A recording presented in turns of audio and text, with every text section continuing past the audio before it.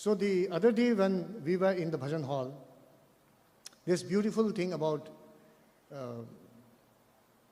Patanjali Yoga Sutra, I must share this with you. Swami said, who knows Patanjali Yoga Sutra? Who does yogasan? So many hands went up. Swami ne kaha, only twisting the body is not yoga. That is only twisting. So then Swami said, yoga is, dexterity in action is yoga. कोई भी कुशाग्रता जो होती है वही योग है, बाकी सब वियोग है, स्वामी said. Then he said, Patanjali महर्षि ने योग सिखाया था इस तरह से, यम नियम आसन प्राणायाम प्रत्याहार धारण ध्यान समाधि. And then he asked each student, and most of us we failed. Swami said, what are the 5 yamas? So somebody said, Swami, मालूम नहीं है स्वामी, अहिंसा 2-3. स्वामी ने कहा, हाँ, अहिंसा सत्य आस्तेय ब्रह्मचर्य अपरिग्रह, ये यम होता है. And बहुत कठोर है, it's very difficult to practice this. Unless you have become an adept in yam, you cannot graduate into niyam. According to Patanjali, rules are so stringent. Once you are an adept in yam, then you go into niyam. What are the 5 niyams? Can I ask you? So, like Swami asked us that day. What are the 5 niyams? Please interact also with. What are the 5 niyams? Shaucha, Santosh, Tapa, Swadhyaya, Ishwar Pranidhana, Swami said. Shaucha, Santosh, Tapa, Swadhyaya, Ishwar Pranidhana. Shuchi, internal, external cleanliness. I don't have time to repeat all that. But Shaucha, Santosh, Tapa, Swadhyaya, Ishwar Pranidhana. These are the 5 niyams. Then you graduate into asana. Now you can twist your body. And twisting the body is to perfect yourself physically. Asana. Then you go into pranayam. Now you start regulating the breath, because from the gross you go into the subtle. And then you start regulating the subtle breath, pancha prana. So that is pranayam. Prana sangyam is pranayam, Swami said. Then you get into pratyahara. Now the next stage of evolution is, now you can withdraw yourself from the world of sensory stimuli.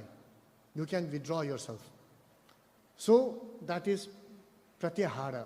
Swami said pratyahara is prati ahara. Alternative ahar, alternative food is pratyahara. So you have to feed the senses things that are not external now anymore. You have to internalize everything. Dharana, contemplation. Dhyana, concentration. Samadhi, meditation, Swami said.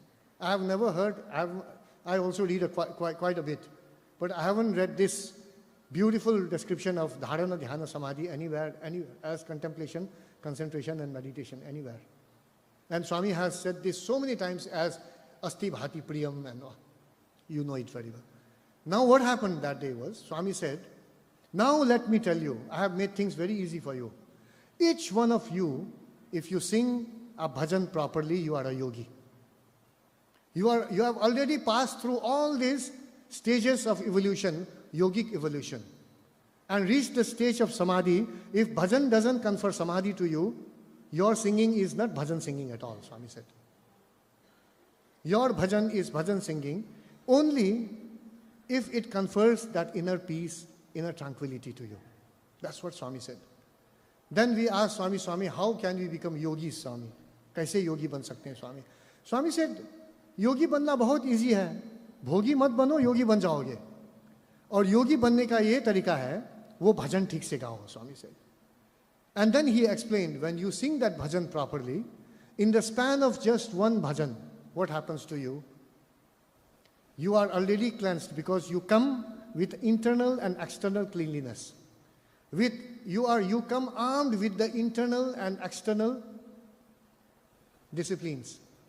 बाहर और भीतर का जो discipline होती है, उसे practice करके ही तुम भजन में आओगे. भजन में कोई भी झगड़ा करने के लिए नहीं आते हैं. You come already with a mindset of a yogi.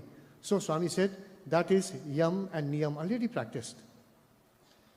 Asan, because when you sit for bhajan, you have to sit with your spine straight. That is the best asan. The sukha asan is the best asan. What facilitates the upper flow of your energy is the best asana, Swami said.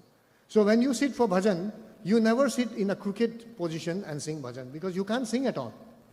So bhajan inspires you to sit straight. So bhajan inspires asana also in you. Then pranayam, singing is the best pranayam, he said. There cannot be a better regulation of breath than singing. Swami said, otherwise people who are asthmatic, who are phlegmatic, who cannot breathe, who have a problem with a respiratory system, even when they sing, they get well, Swami said. So breathing is the best pranayam, singing is the best pranayam. And that too, if it is devotional singing, is the best of pranayams. Pratyahara, when you are singing, you are concentrating wholly on the Lord. You have withdrawn yourself from the external world. If you haven't, then your bhajan is definitely will have a flaw in it, in its expression. If you have withdrawn yourself from the world of external stimuli, and if you are contemplating on the form, on the karuna of the Master, of the Lord, of whom you are singing, then alone your bhajan will have that bhava. So Swami said, pratyahara is already practiced. Dharana, already you are doing dharana. You are the most, that is discrimination. Dhyana and samadhi. Dharana, dhyan, samadhi becomes automatic when you are singing a bhajan properly. Then Swami said, within the span of one bhajan, which hardly lasts 2 to 3 minutes, if you can become a yogi, why don't you try it out properly? Sit properly in a proper position.